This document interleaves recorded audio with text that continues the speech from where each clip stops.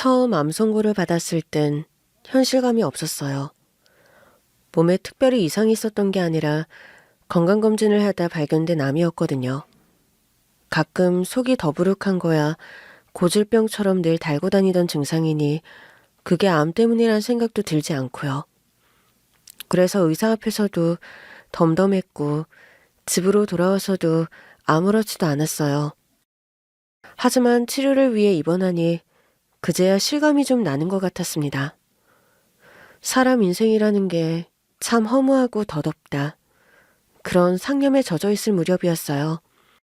그때 제 주치의가 저를 찾아왔습니다.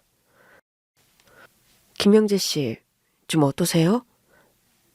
선생님, 괜찮습니다. 이건 뭐, 라이롱 환자도 아니고, 누가 저를 암 환자라고 생각하겠어요?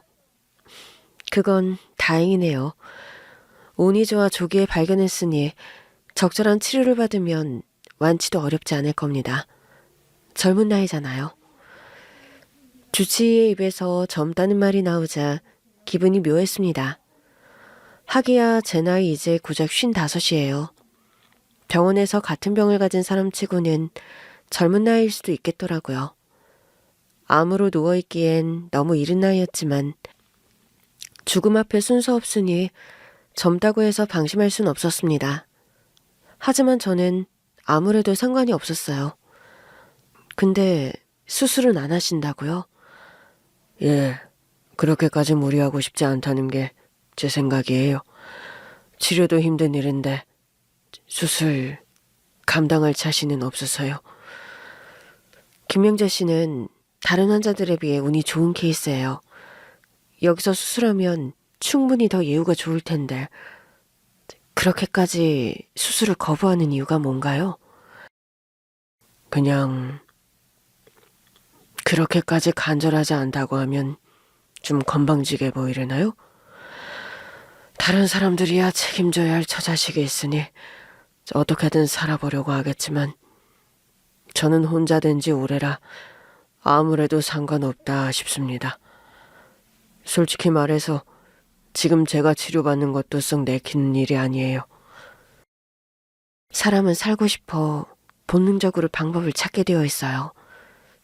김명재 씨도 아무래도 상관없다지만 결국 치료는 선택했잖아요. 살다 보면 더 좋은 날도 있을 겁니다. 수술 시기를 놓치면 나중에 후회할 수도 있어요. 저는 수술을 하는 쪽으로 설득하러 온 거고요.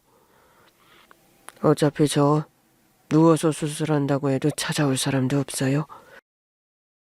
이대로 쓰러져 깨어나지 못하더라도 솔직히 여한은 없습니다. 선생님께서 살다 보면 더 좋은 날도 있을 거라고 하시지만 글쎄요. 55해를 살면서 좋아하던 날은 까마득히 오래전 일이 돼서 모르겠네요. 수술은 처음 암 선고를 받았던 날부터 나온 이야기였습니다. 수술과 항암 치료를 병행하면 된다고 비교적 가볍게 이야기를 꺼낸 주치의에게 저는 수술 대신 항암 치료만 하겠다고 했었어요. 그러자 주치의는 다소 놀라며 왜 수술을 받지 않으려고 하는지 꼬치꼬치 물었고 그때부터 계속 저를 설득하려고 했죠.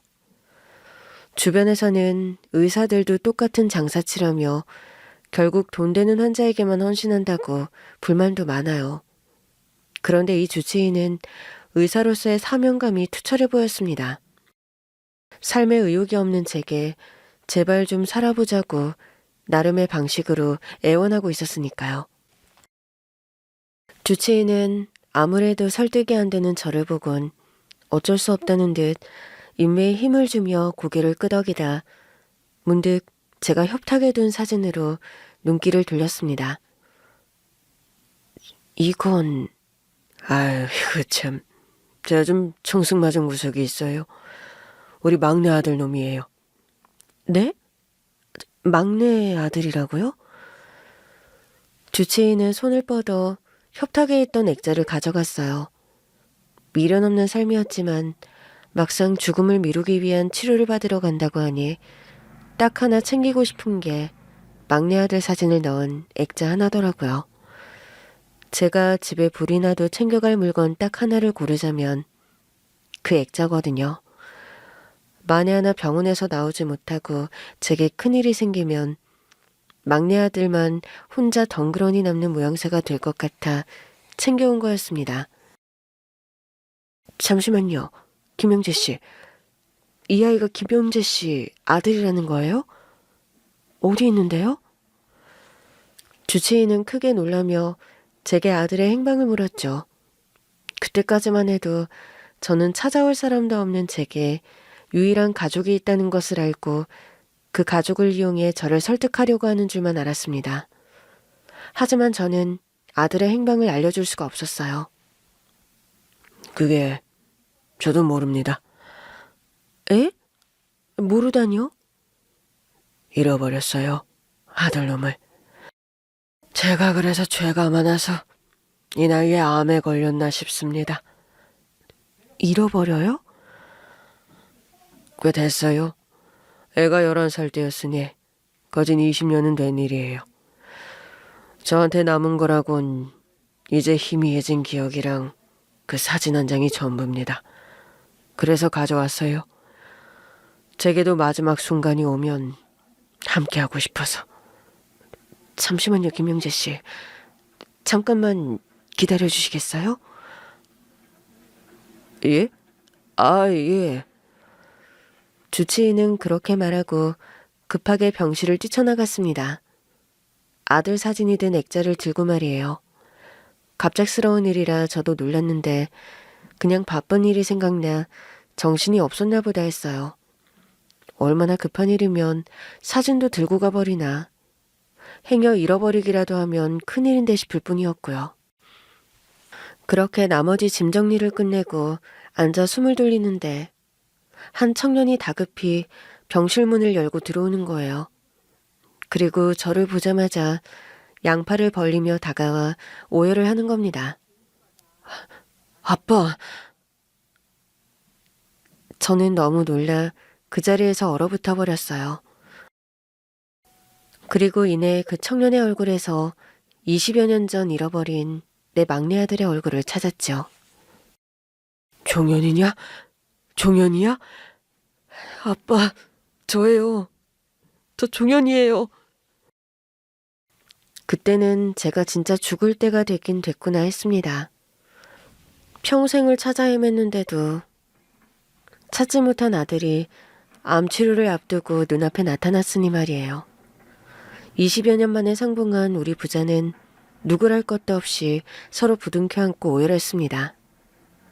막내 아들을 잃어버린 일을 말하자면 제가 가장 힘들게 살았던 시절로 거슬러 올라가야 합니다. 저는 평생 제대로 된 직업을 가져보지 못한 아버지 밑에서 장남으로 태어났어요. 사람들은 아버지를 조금 모자란 사람이라고 손가락질하며 푼돈으로 부려먹었죠. 하지만 아버지는 모자란 사람이 아니라 너무 착한 사람이었습니다.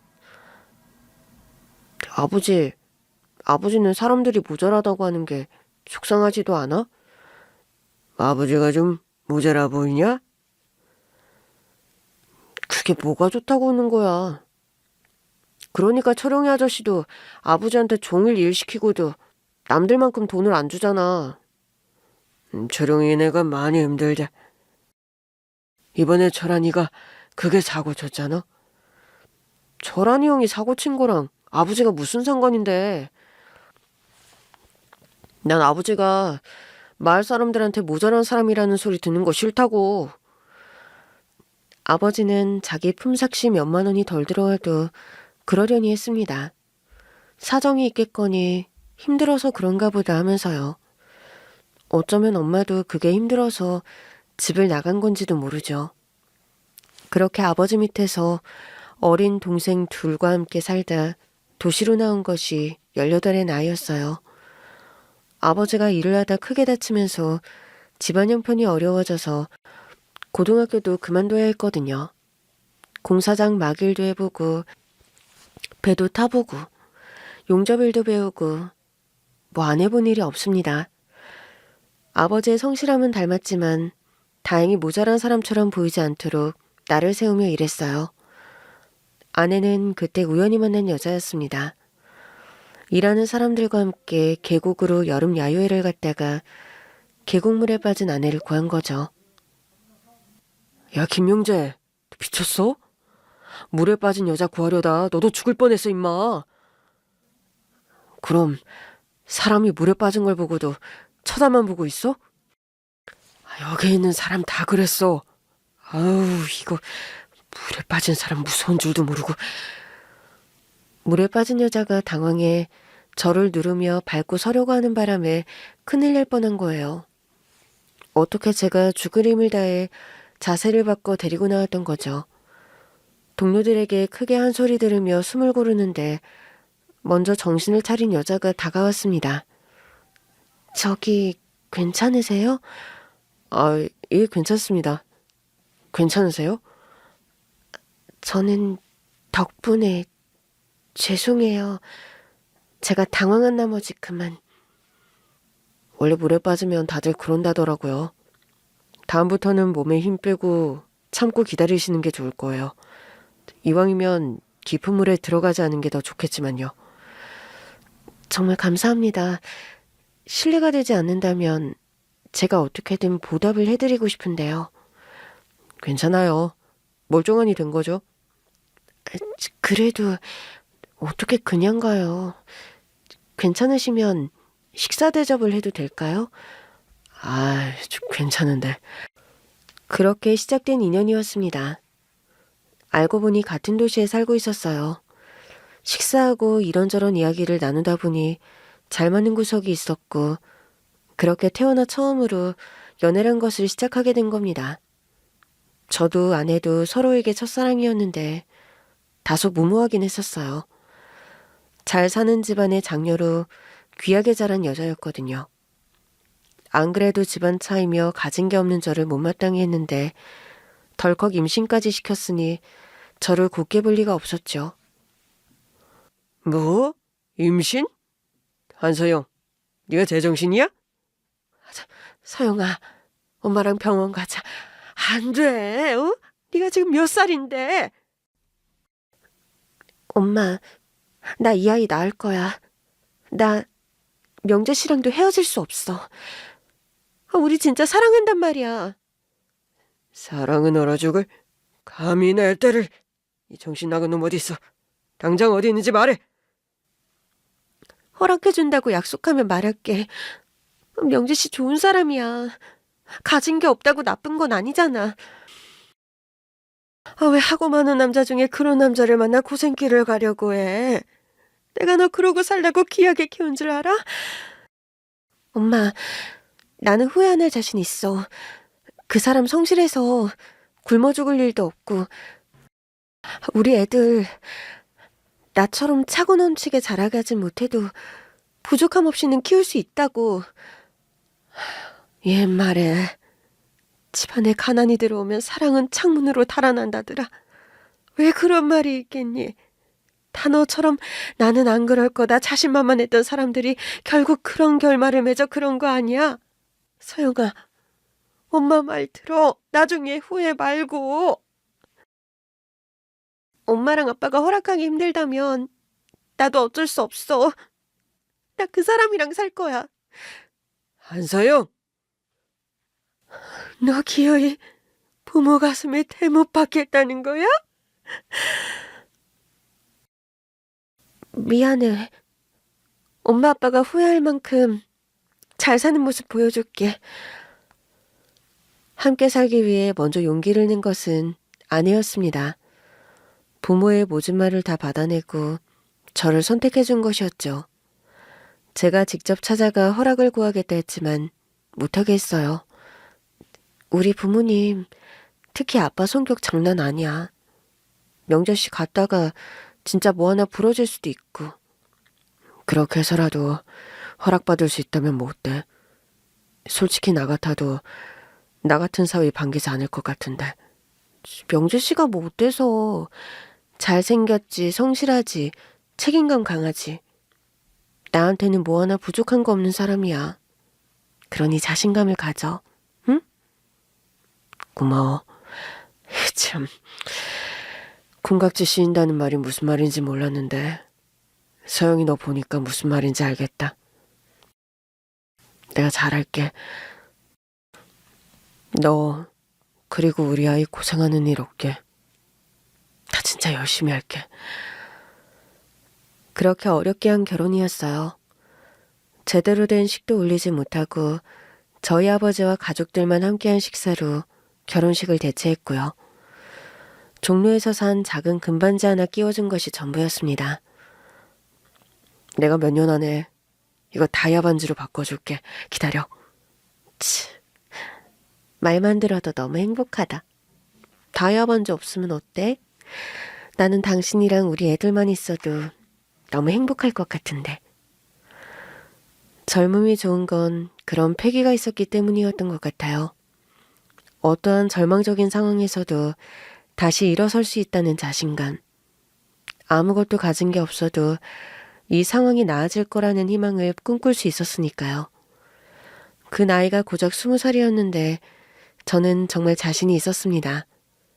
결혼도 결혼이지만 첫 아이가 태어난 후로는 더 열심히 살아야겠다는 동기부여가 돼서 정말 닥치는 대로 일을 했어요. 지금 생각하면 아무리 젊은 패기라지만 어떻게 그러고 살았나 싶을 정도로요. 명재야, 너 그러다 몸 축나. 사람이 적어도 하루는 쉬어야지. 지금 너 한 달째 하루도 안 쉬고 일한다면서? 이번에 둘째 태어난 지 얼마 안 돼서요. 제가 뭐 그럴 여유가 있나요? 젊은 것도 한때다. 너 나중에 10배로 돌아와. 다 늙어서 고생해. 병원비를 더 쓸 거다. 적당히 해. 괜찮아요. 저 아직 거뜬합니다, 반장님.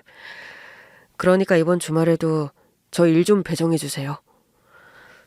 근데 제가 잘못 생각한 게 있었어요. 가족을 위해 가장 필요한 것이 돈이라고 생각했던 겁니다. 그래서 밤낮도 주말도 없이 일을 했고 그 사이 아내는 힘든 육아를 감내해야 했어요.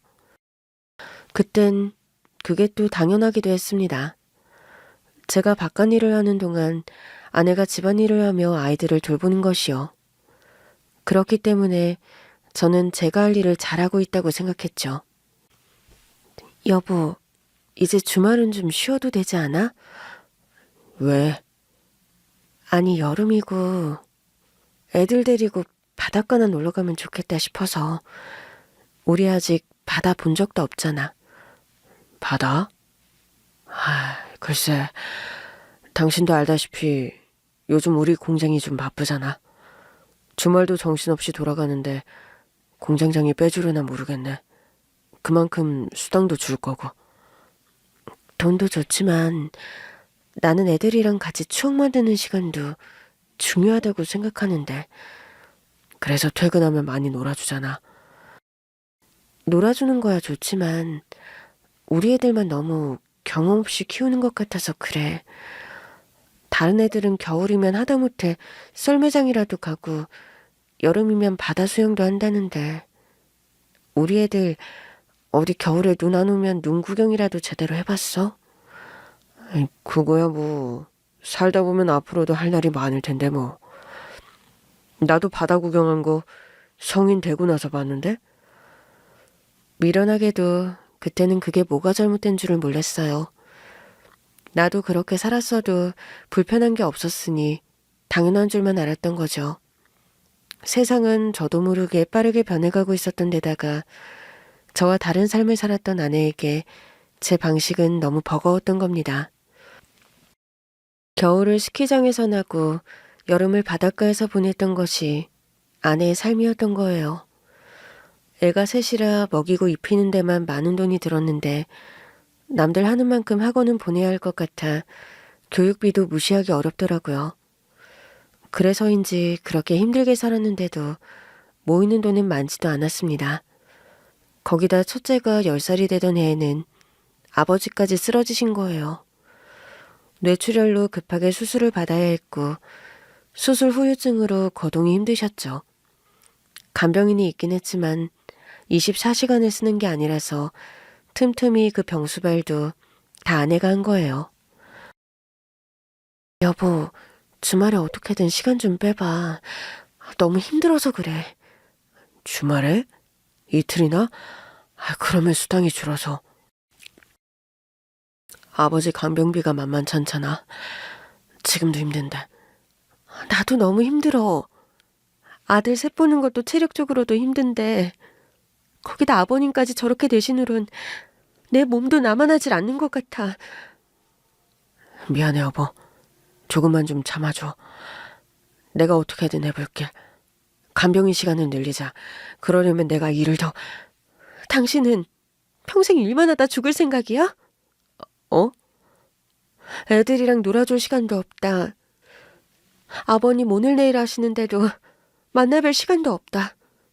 그렇게 돈으로 때우면 마음이 좀 편해? 자기 할 일 다 끝낸 것 같아? 그게 무슨 말이야? 어떻게든 당신 편하게 살게 하려고 제대로 쉬지도 못하고 일하는 거 알잖아. 그게 어떻게 내가 편하게 사는 길이야. 당신이랑 결혼해서 산 지 10년 동안 나 편하게 살고 있다는 생각 해본 적 없어. 당신 밖에서 고생하는 거 물론 잘 알아. 근데 에너지 넘치는 아들 셋 보는 건 뭐 쉬운 일인 줄 알아? 여보, 갑자기 왜 그래? 힘들어. 힘들다고 말하잖아. 힘들어 죽겠다는데도 뭘 더 참으라는 거야? 여기서 내가 뭘 더 어떻게 참고 버텨야 하는데. 처음으로 해본 부부싸움이었습니다. 그동안은 작은 갈등으로 입씨름 정도 했던 거지. 아내가 소리 지르면서 그렇게까지 이야기한 건 처음이었어요. 그러니까 아내는 그동안 많이 참아왔던 겁니다. 아내의 마음도 이해는 갔어요. 행복하게 해주겠다 약속해 부모 반대 무릅쓰고 데려온 여자인데 행복은커녕 고생만 시키고 있었으니 미안한 마음도 컸고요. 하지만 저도 최선을 다해 살고 있었고 아버지 일까지 겹쳐 심적으로도 힘든 상황이었습니다. 그래서 아내의 마음을 제대로 헤아리지 못한 거예요. 꽃 같던 아내가 점점 시들어가는 것도 눈치채지 못하고 말이에요. 아버지는 1년의 투병 생활 끝에 더는 견디지 못하시고 가버리셨어요. 슬픔이 채 끝나기도 전에 위기는 기다렸다는 듯이 우리 가족을 덮쳤습니다. 오늘 호영이 학교 갔다 왔어. 학교에서? 무슨 일로? 담임 선생님 지갑에 손을 댔대. 뭐? 그게 무슨 말이야? 말 그대로야. 담임 지갑에 있던 현금을 뺏어 쓰다 걸렸다고. 우연히 본 친구가 있었나 봐. 그래서 오늘 학교 가서 사과드리고 호영이가 쓴 돈 15만 원도 배상했고. 15만 원? 15만 원으로 뭐 했는데? 운동화 샀대.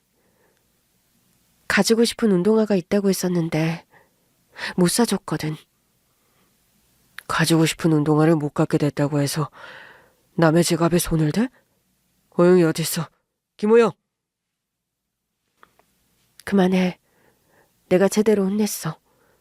그거 가지고 되겠어? 아빠가 나서서. 지금 호영이가 문제가 아니야. 호영이가 문제가 아니라니. 지금 이거보다 더 심각한 문제가 있단 말이야? 재영이 병원에 갔다 왔어. 너 아파? 그냥 아픈 게 아니라 정밀 검사를 좀 받아봐야 할 것 같대. 무슨 정밀 검사? 어디가 어떻게 안 좋은데? 심장에 문제가 좀 있는 것 같다는데 정밀 검사를 해봐야 한대. 첫째는 학교에서 상상도 못할 사고를 치고 어려서부터 잔병 치레가 많았던 둘째는 병원에서 정밀 검사 권유를 받을 만큼 건강이 좋지 않았던 거예요. 그나마 어린 막내는 사고도 치지 않고 아프지도 않다는 게 다행이라면 다행이었습니다. 하지만 그 힘든 일을 모두 직접 발로 뛰어 해결해야 하는 건 아니었어요. 학교에 가서 사과하는 것도 아들의 병 때문에 병원을 찾는 것도요. 일이 그렇게 되다 보니 저도 심각성을 인지하고 어떻게든 아내의 수고를 덜어주고 싶었습니다. 그래서 반장을 찾아 몇 번이나 일을 좀 빼달라 사정사정할 수밖에 없었어요. 반장님, 둘째가 아파서 입원하는데 아무래도 주말엔 같이 있어줘야 할 것 같아서요. 아이봐요, 김씨. 공장 사정 뻔히 알잖아. 그리고 집안에 아픈 사람이 있을수록 더 열심히 분발해야 하는 거 아니야? 아내 혼자 너무 힘들어해서요. 둘째 말고도 챙겨야 하는 애들이 있으니. 여기 애 없는 사람이 어디 있고 사정 없는 사람이 어디 있겠어? 그렇게 이 사람 저 사람 사정 봐주다간 공장이 돌아가겠어? 공장에서는 제가 아무리 사정을 해도 쉽게 사정을 봐주지 않았습니다. 그러는 사이 정밀검사를 받은 둘째 아들은 결국 수술 권유를 받았고, 첫째는 결국 강제 전락이 필요한 큰 사고를 치고 말았죠. 일이 바빴던 저는 집에 돌아와서야 그 사실을 알게 되었고요. 아내는 얼마나 울었는지 눈이 퉁퉁 부어 있었어요. 여보, 괜찮아? 밥 해놨으니까 알아서 먹고 그릇만 싱크대에 넣어줘. 먼저 잘게. 여보, 당신이랑 얘기할 기운 없어. 채영이 병원 갔다가 호영이 학교로 불려가고 이제 내일이면 또 전학갈 학교 찾아가 사정사정해야 하느라 피곤하다고. 미안해. 그만 좀 해. 여보, 미안하단 말 좀 그만 좀 하라고. 당신은 뭐가 그렇게 맨날 미안하기만 해? 미안할 일을 안 만들면 되잖아. 미안하다는 이야기를 할 필요 없게 하면 되잖아. 내가 당신이랑 살면서 가장 많이 들은 말이 그거야. 아주 지긋지긋해 죽겠어. 내가 이러려고 당신이랑 결혼한 줄 알아? 여보, 나는 숨이 막혀. 아주 숨이 턱턱 막혀 죽겠어. 마음 같아선 당신이고 애들이고 뭐고 다 내팽개치고 도망가고 싶은 심정이라고. 내가 내 자식들 두고 그런 생각하는 심정이 어떤 줄 알아? 아내가 울부짖으며 한 말에 저는 할 말이 없었습니다. 문제는 커질 대로 커졌고 아내는 지칠 대로 지친 거예요. 도저히 이대로는 안 되겠다는 생각이 들었죠. 그래서 큰 결단을 내린 겁니다. 오랫동안 이곳저곳 전전하던 공장 일을 그만두고 트럭 장사 일을 시작했어요. 처음엔 과일이 좀 돈이 된다고 해서 파인애플이나 수박을 팔았습니다. 수입도 불안정하고 버는 돈도 전부 다 줄었지만 아내가 원하는 대로 아이들과 시간을 많이 늘렸어요. 큰맘 먹고 산 포터를 타고 다 같이 바닷가로 여행도 가고요. 우와, 아빠, 바다가 끝도 없이 있어. 저게 수평선이래. 학교에서 배웠어. 우리 재용이 똑똑한데? 나중에 척척 박사님이 되겠어? 척척 박사가 뭔데? 나도 형아처럼 척척 박사 될래. 척척 박사 되려면 재용이 형아처럼 공부 열심히 해야 하는데? 나도 공부 열심히 할 수 있어. 학교에서 선생님이 나 공부 잘한다고 했는데. 바보야, 척척 박사는 아무짝에도 쓸모가 없어. 의사가 돼야지. 의사? 척척 박사가 더 좋아 보이는데.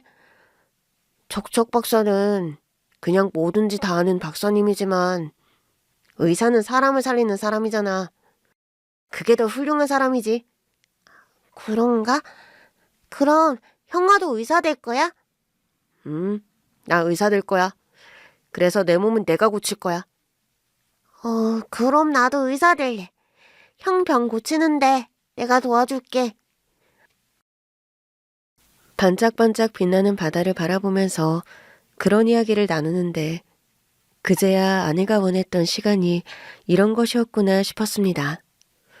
그때도 첫째는 혼자 떨어져 시간을 보내긴 했지만 온전히 5가족이 한자리에 모여 있을 수 있는 시간이 너무 좋더라고요.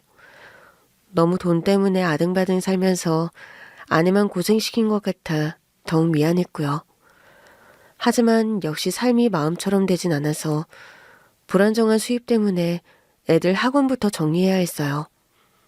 첫째야 원래 학원 같은 건 관심도 없었고, 둘째는 병치레 때문에 학원에 자주 가지 못했으니 괜찮았는데, 문제는 막내였죠. 형 따라 의사가 된다던 아이답게 공부에 대한 열의도 남달랐고 똑똑했어요. 종현아, 당분간은 학원은 못 갈 것 같은데 어쩌지? 왜? 그게 아빠가 돈을 더 열심히 벌어야 할 것 같아. 지금은 아빠 일이 그렇게 쉽지 않아서. 미안해. 그래? 알았어. 나 괜찮아. 정말? 학원 가는 거 좋아했잖아. 당연히 학원은 가고 싶은데 아빠가 나 학원 보내주고 싶어도 힘들어서 그러는 거잖아. 그러면 괜찮아. 학원은 다음에 가도 되고 나 혼자서도 공부는 할 수 있어. 고마워. 아빠 사정 이해해줘서. 우리는 가족이잖아. 아빠. 그리고 나는 아빠 보는 시간이 많아서 더 좋아. 전에는 아빠 맨날 바빠서 집에도 거의 없었잖아. 그리고 엄마도 편해졌고. 그래도 그때는 아빠가 바빠서 종현이 학원도 갈 수 있었는데. 학원 가는 것보다 아빠랑 있는 게 좋아. 그럼 아빠, 나 학원 갈 시간에 아빠랑 같이 다니면 안 돼? 아빠가 나 학교 끝날 시간에 데리러 오면 되잖아. 아빠 일하는 곳에? 에이, 그거 재미없어. 하루 종일 손님 기다려야 하는 일인데. 집에서 텔레비전 보거나 공부하는 게 더 낫지? 아빠가 어떻게 일하는지 궁금한데. 그럼 맨날은 아니어도 가끔은 같이 가면 안 돼? 가끔? 그래, 알았어. 막내가 어렸을 때부터 참 속이 깊었어요. 애교가 많아 웃을 일도 참 많이 주었는데 고작 11살이 힘든 부모 마음도 헤아려줄 정도였으니 얼마나 예뻤겠어요. 세 자식이 모두 똑같이 귀한 자식들이었지만 딱 하나 남으면 더 주고 싶은 자식이 있기 마련이잖아요. 그게 저한텐 막내였습니다. 막내의 부탁에 따라 저는 일주일에 2-3번 정도 막내를 데리고 다녔어요. 아들을 데리고 다니다 보니 그냥 지나가던 손님들도 눈길이 한 번 더 오고 수박 한 통 살 손님도 2통을 사가는 등 생각지도 못한 이점이 있더라고요. 그렇게 잘 팔리는 날이면 저도 막내도 신이 나서 치킨 2마리를 포장해 집에 가곤 했습니다. 웬 치킨? 오늘도 잘 팔렸어? 응, 엄마. 단골 아저씨가 아빠 수박 맛있다고 이번에 3통이나 사갔어. 정말? 우리 종현이가 잘 판 건 아니고? 물론 그 덕도 있는 것 같아. 아, 그래. 네 말이 맞다. 오늘 수박은 종현이가 다 팔았지? 그래서 아들과 함께 오후 장사를 하는 날이 많았어요. 방학이면 종일 함께 나가는 날도 있었는데 지금 생각해보면 그게 다 저를 위한 일이었습니다. 11살짜리가 하루 종일 과일 트럭에 앉아 뭘 하겠어요. 제 말벗 해주고 손님들 불러다 주면서 제 기분 북돋아 준 것이죠. 아들을 잃어버린 날도 아들을 데리고 집을 나선 날이었습니다. 살면서 숱한 후회를 안고 살아왔지만 그날처럼 후회가 되는 날도 없었죠. 운수 좋은 날이라던가요? 유달리 장사가 잘 되는 날이었습니다. 아유, 어디서 이렇게 맛있는 과일을 가져오나 몰라. 복숭아는 없어요? 난 딱딱한 복숭아가 좋은데. 다음번엔 복숭아 한번 준비해볼게요, 사모님. 이번에 수박이 기가 막히게 맛있게 나와서 수박만 가져왔어요. 아, 이렇게 쌓아놔도 부족할 지경이라니까요.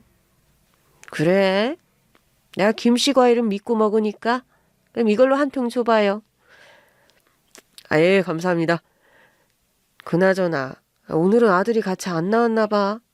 똘망똘망하니 옆에서 아빠 장사 거드는 것이 꽤 귀여웠는데. 내가 아들 주려고 여기 과자도 하나 챙겨왔는데. 정말요? 아, 같이 왔어요. 여기, 응? 아, 이거 어딜 갔지? 화장실이라도 갔나 봐요. 아이고, 어쩌죠? 아유, 아쉽네. 그럼 이거 챙겨놨다가 아들 줘요. 이거 우리 아들도 없어서 못 먹을 정도로 좋아하는 과자거든. 감사합니다, 사모님. 사람들이 붐비는 사거리였는데 한창 손님이 몰려 응대를 하고 보니 아들이 없더라고요. 처음엔 근처 슈퍼에 간 건가 화장실을 갔나 하고 기다렸어요.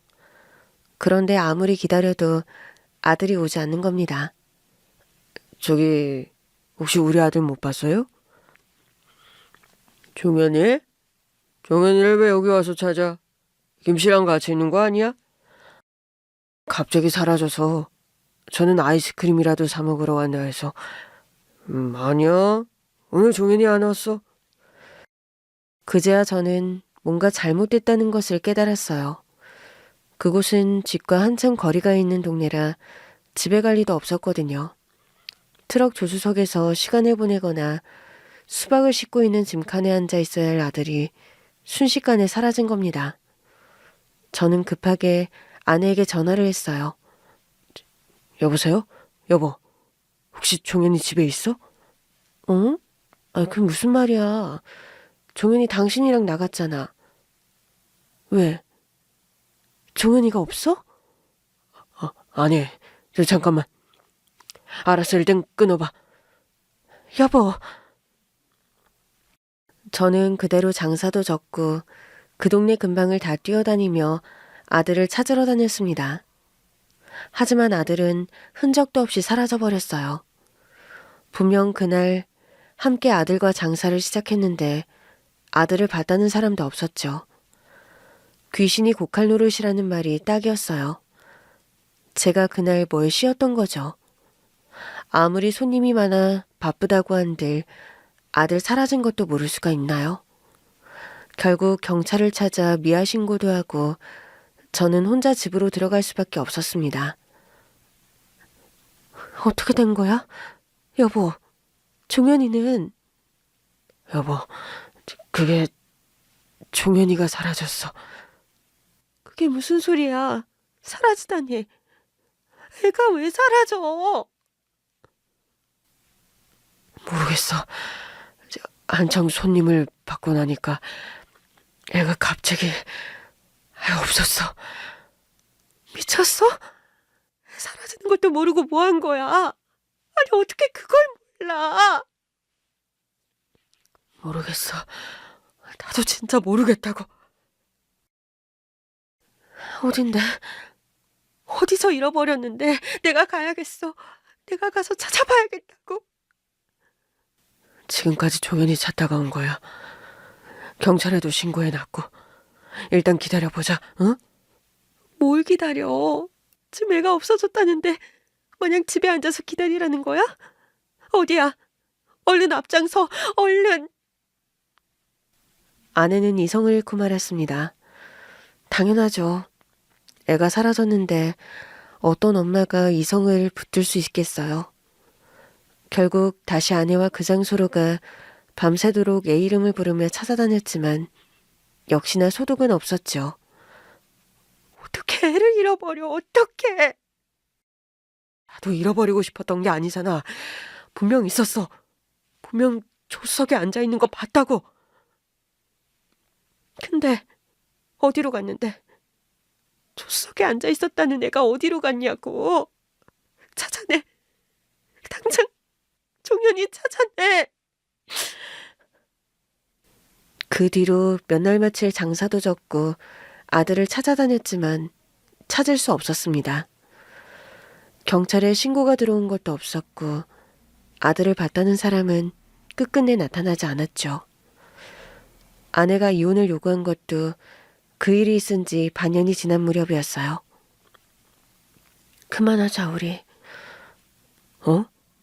여보. 나 더는 이대로는 못 살겠어. 너무 힘들어. 당신이랑 사는 동안 하루도 마음 편할 날이 없었어. 죽을 때까지 밑빠진 독에 물이나 붓고 살게 될 것 같아. 그게 무슨 말이야? 여보, 내가 미안해. 내가 다 잘못했어, 응?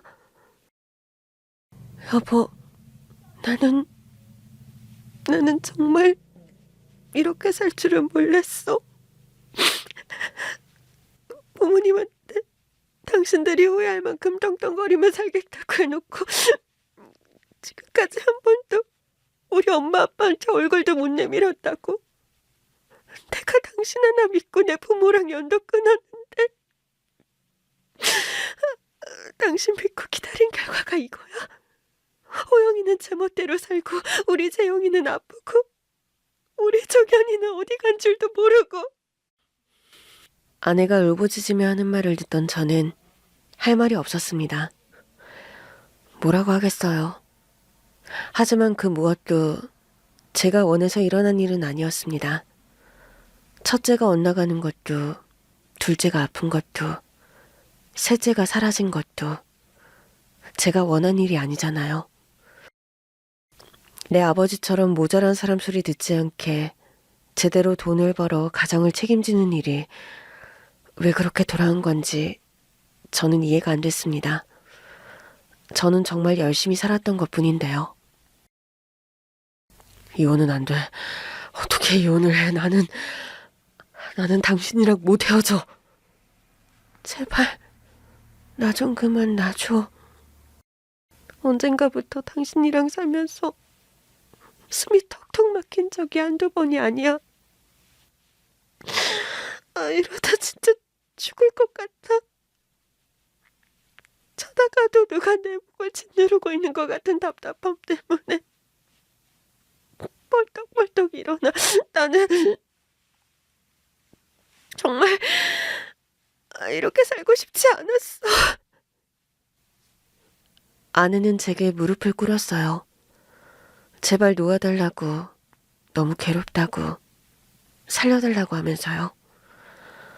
제가 남편으로서, 아버지로서 다소 부족한 점이 있다는 것은 인정하지만 가정이 무너질 만큼의 잘못을 했다는 것을 받아들이기 힘들었습니다. 아내가 그렇게까지 힘들어할 거라고 생각하지 못했던 거예요. 결국 여러 날의 대화를 끝에 저는 아내의 이혼을 받아들이고 말했어요. 재영이는 내가 데려갈게. 호영이 부탁해. 호영이한테는 어떻게 설명할 건데? 왜 자긴 두고 가고 재영이만 데려가냐? 그러면 물어봤어. 안 가겠대. 여보, 처음엔 설득도 해볼까 싶었는데 자신이 없어. 호영이한테는 미안한 일이지만 솔직히 나는 지금 나부터 살아야겠다 싶어. 지금처럼 내 말을 듣지도 않을 거고 언젠가 때가 되면 내 마음도 알아주겠지. 그럼 재영이는? 당신이 아픈 재영이는 감당하겠어? 집에 갈 거야. 뭐? 자식이 아픈데 자존심이고 뭐고 무슨 소용이겠어. 진작 그랬었어야 해.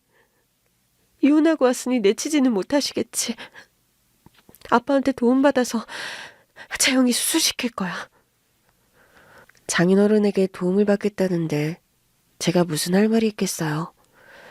한창 애가 수술이 필요하다고 했을 때도 장인어른 생각을 안 한 것은 아니었습니다. 염치불구하고 제가 먼저 아내에게 처가의 도움을 구하면 어떻겠냐고 제안했었거든요. 하지만 아내는 불같이 화를 내며 어떻게 자기가 이 꼴로 부모님을 찾아가냐고 펄쩍 뛰어섰어요. 그러나 아내도 결국 현실에 항복할 수밖에 없게 된 것이죠. 재산이랄 것도 없어 어떻게 하나 했는데 아내는 그마저도 됐다면서 그냥 나갔습니다.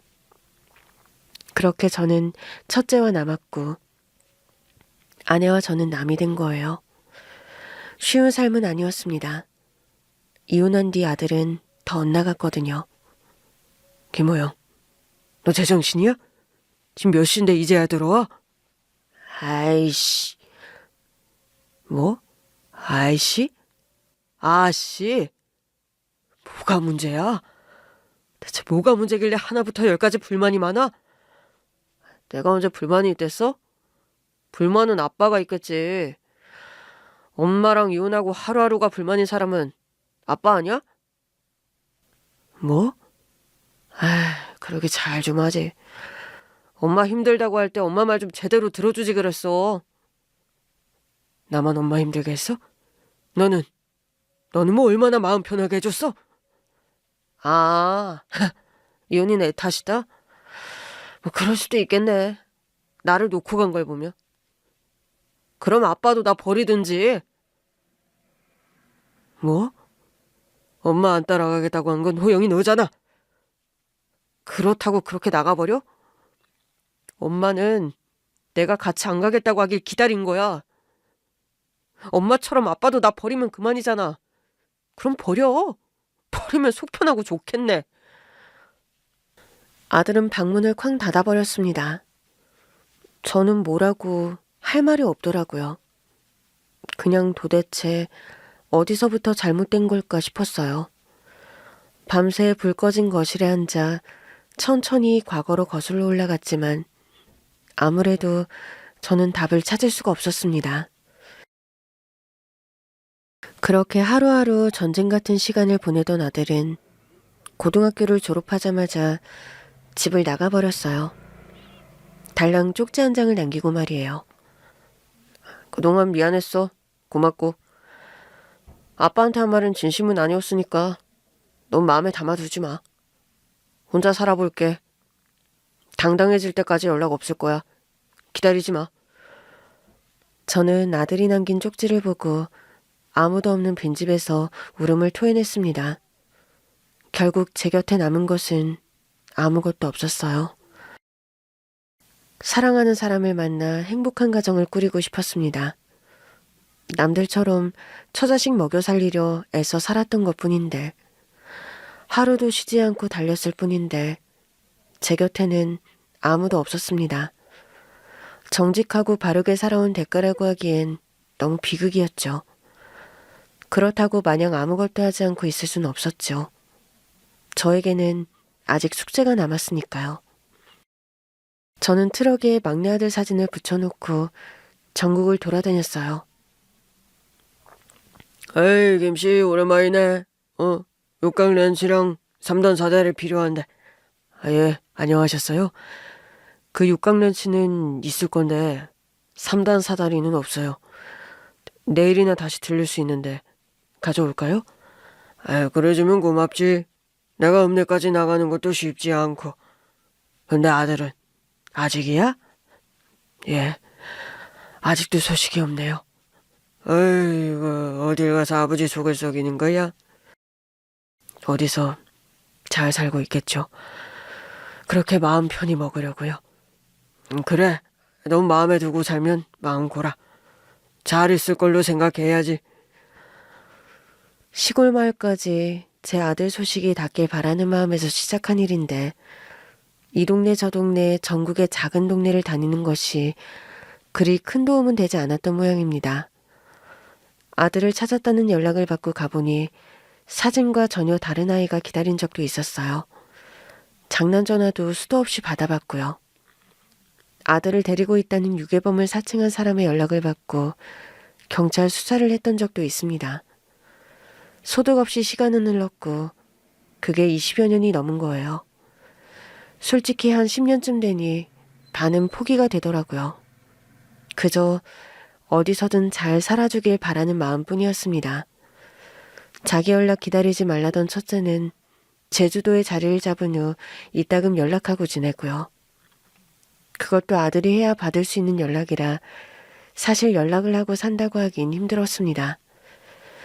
그렇게 살다 이제 죽을 날이 다가왔구나 싶은 순간 아들이 나타나다니요. 이게 대체 어떻게 된 거야? 네가 왜 거기서 나와? 어? 내가 아빠를 얼마나 찾았는데 대체 어디에 있었던 거예요? 나를 찾았어?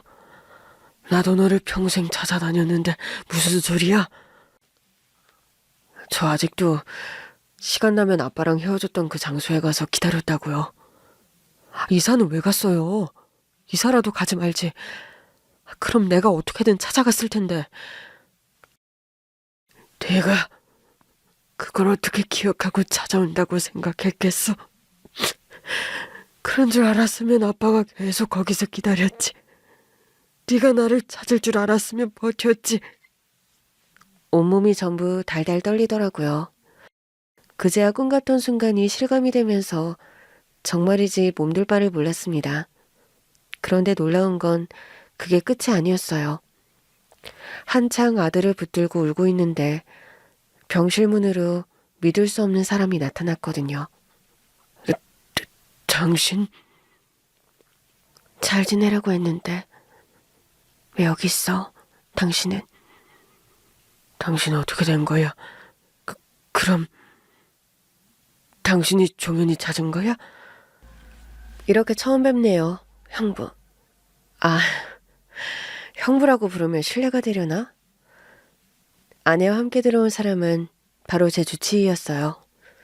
아들의 사진을 가지고 뛰쳐나갔던 그 의사요. 알고 보니 그 의사는 아내의 여동생으로 이 병원의 의사이자 내 아들의 이모였죠. 아니지, 이게 대체 다 무슨 일이야? 내가 찾은 건 아니야. 어쩌다 보니 그렇게 됐어. 아내는 머뭇거리다가 지난 일을 되짚어가며 사정을 설명했습니다. 막내 아들이 사라진 후 거의 식음을 전폐하다시피 살던 아내에게 장모님이 찾아온 거예요. 16년 만의 일이었고 아내는 장모님이 하늘에서 내려준 동아줄로 보였답니다. 잘 살겠다더니 우리가 후회할 만큼 떵떵거리고 살겠다더니 지금 이게 잘 사는 거야? 응? 엄마, 미안해. 나도 내가 이렇게 살 줄은 몰랐어. 아유, 그러게 이거사. 엄마가 그랬잖아. 분명히 후회할 거라고 했어, 안 했어? 그 사람이 잘못한 건 없어. 그 사람 진짜 열심히 살았단 말이야. 사람은 죄가 없어도 가난은 죄가 된다. 그렇게 열심히 살아 뭐해. 결국 자기 처자식 하나 제대로 건사하지 못했는데. 나도 모르겠어. 엄마. 뭐가 맞고 뭐가 틀린지. 이혼해. 엄마. 너도 알잖아. 지금 이렇게 사는 건 너한테 최선이야? 너한테 최선의 삶은 따로 있어. 이혼하고 집에 들어오면 네 아빠도 참아내지지는 못할 거다. 아무리 그래도 어떻게 그 사람을 버리고 가. 둘째, 아프다며. 어떻게 알았어? 너는 네 아들이 다니는 병원이 네 동생이 일하는 곳인지도 몰랐지? 상현이가 너 봤다더라. 그래서 알게 됐어. 대체 어떤 걸로 살기에 10년이 훌쩍 넘도록 연락이 없나 했더니 아주 가관이더라. 기가 막혀서 진짜. 상현이 의사 됐구나. 상현이 말로는 하루빨리 수술을 해야 한다던데. 애 그렇게 둘 거야? 애는 살려야 할 거 아니야? 엄마. 결국 아내는 장모님의 제안을 받아들였고 그렇게 이혼을 요구한 거였어요. 아내는 자신에게 닥친 최악의 현실 중에 가난과 둘째의 병으로부터 해방될 수 있는 방법을 찾은 것이죠. 그 이야기를 듣고 저는 가장 먼저 든 생각이 다행이라는 것이었습니다. 덕분에 둘째는 수술을 받아 더 건강하게 살 수 있게 되었고 아내는 곱게 늙을 수 있었겠죠. 하지만 진실은 그게 끝이 아니었습니다. 이혼 서류를 정리하고 집에 찾아간 친정에 바로 막내가 있었던 거예요. 막내 아들은 아내를 보고 울면서 달려왔고 아내는 너무 놀랐답니다. 종현아, 네가 왜 여기... 엄마, 설마 엄마가 데려간 거였어? 내가 그러라고 했다. 아빠, 그게 무슨 말이에요? 그럼 아빠가 종현이를 데려갔다는 거예요? 이거 범죄예요. 잘못된 일이라고요.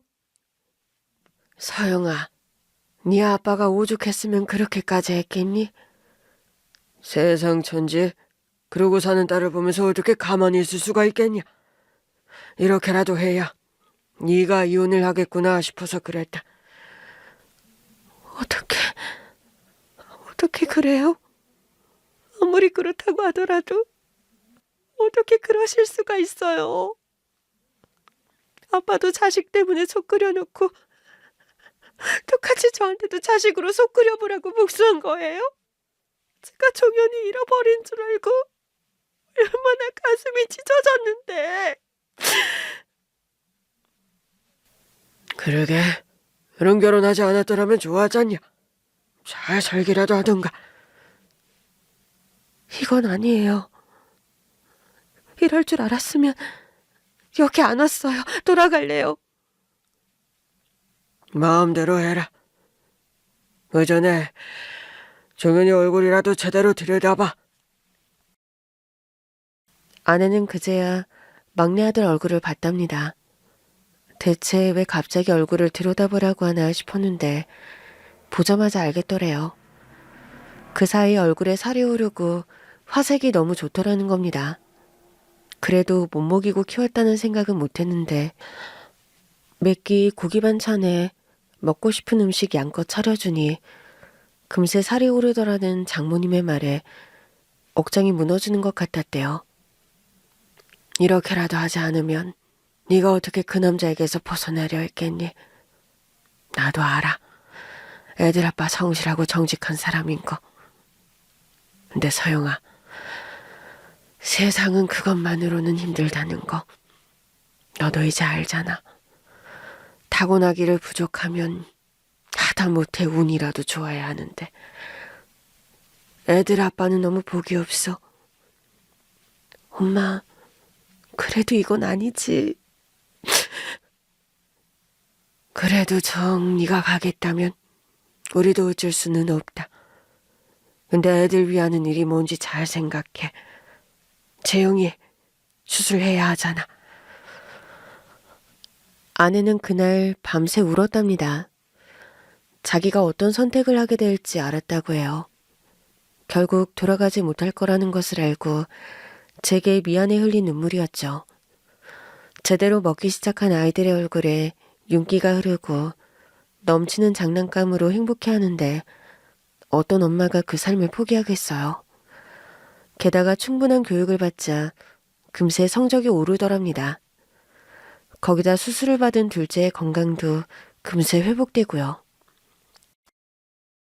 의사가 되겠다던 둘째와 셋째는 정말로 의사가 됐고, 둘째는 연구를 위해 현재 미국에 있고, 셋째는 제 외삼촌과 함께 이 병원에 근무하고 있다더라고요. 아내는 그 이야기를 전하며 눈물을 흘렸습니다. 미안해. 종현이 다시 찾았던 연락을 하고 싶었는데 이미 당신 집도 옮기고 핸드폰도 잃어버리는 바람에 방법을 찾지 못했어. 지금까지 당신이 종현이 찾으러 다닐 거라고는 상상도 못했고 아빠한테 제대로 된 사실을 전하지 못했다는 죄책감에 엄마도 많이 힘들었지만 저도 많이 힘들었어요. 재영이 형도 마찬가지고요. 우리는 외할아버지 덕분에 잘 먹고 잘 살고 있는데 아빠랑 큰형은 여전히 힘들게 살까봐. 아빠가 우리 가족을 위해 얼마나 노력한지 아는데 결국 아빠만 두고 온 것 같아. 그게 너무 죄송했어요. 아내는 제가 모든 진실을 알게 된 후 화를 낼 걸로 생각했지만 너무 지난 일이라 그런지 화가 나는 게 아니라 솔직히 허탈함이 더 컸어요. 동시에 안도감이 들었습니다. 이미 지난 일, 이제와 분노하고 원망하면 어쩌겠어요. 그동안 세월이 저한테만 흘렀나 싶게 저의 얼굴은 많이 상했지만 아내와 아들은 생기가 넘치고 얼굴이 굉장히 좋더라고요. 그것만 봐도 당시 아내의 선택이 옳았다는 것을 알 수 있었습니다. 미안해하지 마라. 네 엄마가 그런 선택을 한 덕분에 네가 이렇게 훌륭히 자라지 않았니? 나는 그게 다행이라고 생각한다. 그럼 된 거야. 당신도 그만 울어. 미안해할 필요 없어. 당신 덕분에 우리 애들이 이렇게 잘 자랐어. 고마워. 첫째만 봐도 그렇죠. 지금이야 안정적인 삶을 살고 있다지만 그때 아내를 따라갔더라면 지금보다 훨씬 더 나은 삶을 살았겠죠. 속이 다 후련하다는 심정 아시려나요? 저는 그때 얹은 것도 없는데 이상하리만큼 몸이 가벼워진 것 같았습니다. 암도 다 사라진 것 같았어요. 아빠 수술 받아요. 수술도 안 받겠다고 하셨다면서요? 나는 살 만큼 살았어. 이제 너도 찾았으니 나는 이 생에 일말의 미련도 없다. 무의미한 곳에 돈과 시간을 쏟고 싶지 않아. 그게 무슨 말이에요? 이제야 겨우 만나게 됐는데 제발 수술 받아요. 앞으로 저랑 더 시간 보내주셔야죠. 종현아, 제발 효도할 기회 좀 주세요. 아니면 그동안 못 준 사랑이라도 주시라고요. 사셔야 해요. 제발 살아야 해요, 아빠. 나는 너한테 짐이 되고 싶은 생각이 없어. 명재 씨, 그렇게 하게 해줘. 평생 아빠 그리워하던 애야. 재영이가 같이 미국 가자는 거 한국에서 아빠 찾아야 한다고 안 갔어. 나도 당신이 살았으면 좋겠어. 우리 위해 고생한 삶은 보상받아야지. 아들이 눈물로 애원하고 아내가 간곡히 이야기하는데 차마 거절할 수가 없었습니다. 그래서 다시 삶에 욕심을 내게 된 거예요.